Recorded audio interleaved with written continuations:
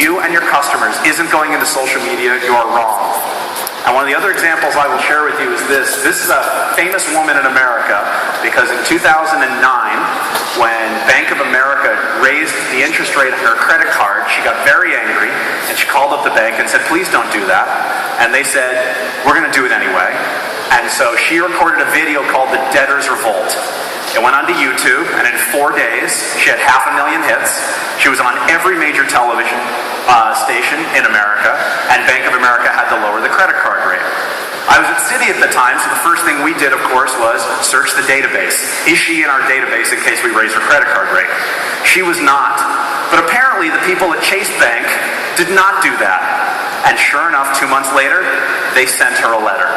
Now, I tell you this story because literally the day before this comes out, I'm in a fight with my lawyers saying, you know, this letter we're going to send out to people to raise their credit card interest rates, we should probably put it online and help our consumers understand why we're doing this. No. We can't show people a letter that we're sending to one customer. We can't show it to another customer. Go look at this video, and you're going to see two things. The first is, Anne shows her letter from Chase. She holds it up to the webcam. There is no such thing as a private communication. People will post everything. She posts her letter. But the best part is, she then calls up this Chase call center, and on the webcam records a 7-minute conversation where she yells at the Chase customer contact person about her credit card interest rate. And they, of course, don't treat her very well. No interactions are private. So you have to assume that every single time you interact with a customer, it's going to end up on social media. Every in-store interaction, every call center interaction, every piece of written communication, every tweet, every Facebook post. Okay, lesson 3. Be authentic. You hear this a lot. You really actually have to do it. If you are not a cool company, don't pretend to be a cool company.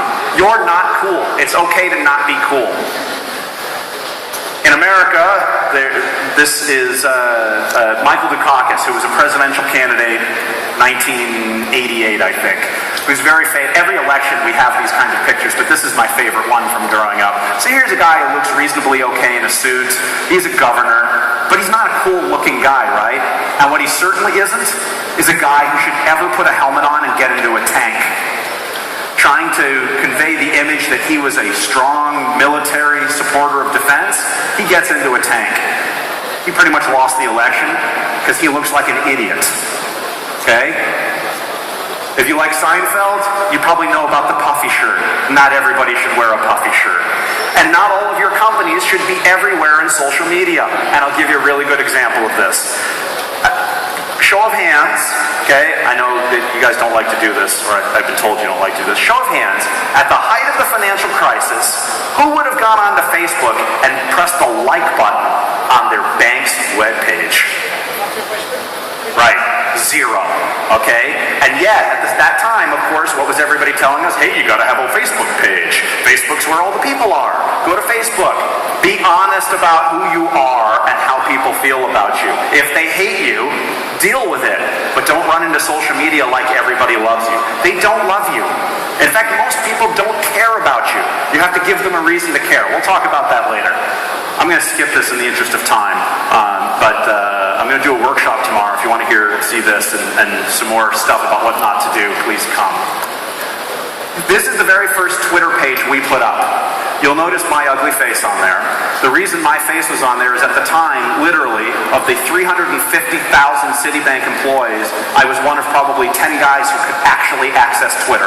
Because like every financial institution, they block social media access.